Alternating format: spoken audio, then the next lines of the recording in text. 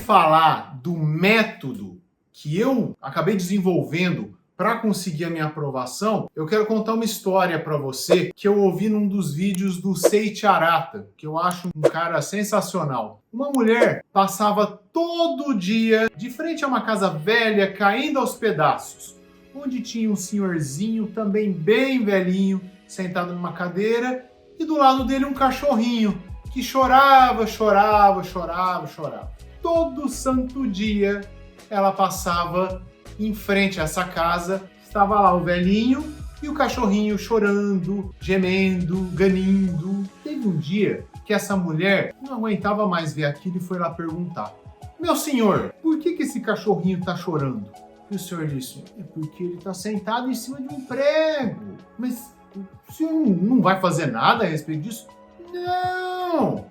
O prego não tá doendo tanto assim, por isso que ele não se levanta." E isso deu um start na minha cabeça. Esse vídeo é bem antigo, porque, nossa, precisou doer bastante para eu poder tomar uma atitude, para eu poder enxergar o que eu estava fazendo para seguir um novo caminho. E esse novo caminho foi... Bom, todos os concursos que eu tinha prestado, os vários concursos de várias áreas, o que eu tinha ido melhor era o concurso de analista jurídico, cargo que eu exerço atualmente. E eram 3 fases, esse concurso foi em 2010, 2011, eram 3 fases, eu fui muito bem nas 2 e na última, que era escrita, eu fui muito mal. Nem fui classificado. Mas eu vi ali que, olha, se tivesse concurso de novo, pode ser interessante. Mas ele era um concurso que estava demorando para sair. Eu precisava de um plano B. E na época eu advogava na área tributária. Então eu pensei, bom, que concursos que eu poderia prestar, que saem com maior frequência e que eu poderia usar como plano B. Na época eu pensei procuradorias municipais, caem direito tributário, que era o que eu mais lidava na época, caía muito direito administrativo e caía também as outras matérias, civil, processo civil, eu tinha bastante intimidade, um advogado contencioso precisa saber processo civil, então eu consegui casar certas coisas e delimitei. Eu vou prestar, meu concurso principal vai ser analista jurídico e aparecendo uma procuradoria aqui, uma procuradoria municipal perto da cidade onde eu resido, eu vou prestar também. Defini os concursos que eu ia prestar. Próximo passo, peguei o edital desses concursos. Comecei a ler o edital, tudo mais, vi as matérias que caem, ok. Peguei provas anteriores desses concursos para saber como que essas matérias eram cobradas. Ok. Próximo passo, montei um cronograma de matérias a serem estudadas, conforme elas caíam nesse concurso, nesses concursos que eu escolhi, conforme também a maior ou menor incidência de questões nelas. Por exemplo, concurso de analista jurídico caía muito penal, processo penal. Eram coisas que eu não via no meu dia a dia. Eu precisava dar um foco maior nesses estudos, certo? Comecei a fazer isso, comecei a ler a lei seca, comprei um vademecum, comecei a grifar. Na época eu usei isso, grifava as palavras principais do texto de lei, já sabendo quais os artigos de cada matéria que mais caíam, aqueles que eu tinha que saber de todo jeito. E comecei a fazer revisões também. Comecei a reler o texto seco da lei que eu lia.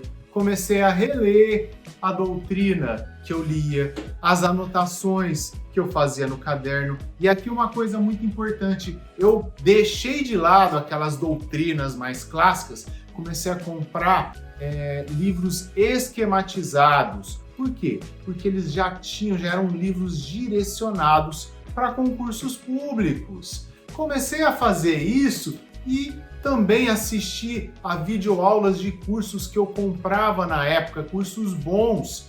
Mas eu não me limitava apenas a assistir as videoaulas. Eu assistia e anotava aquilo que era mais importante dessas videoaulas. Até pausava para poder anotar aquilo que era importante. Não ficava transcrevendo tudo que o professor falava. Isso não é produtivo. E olha que interessante, os resultados finalmente, depois de quase 10 anos, começaram a aparecer.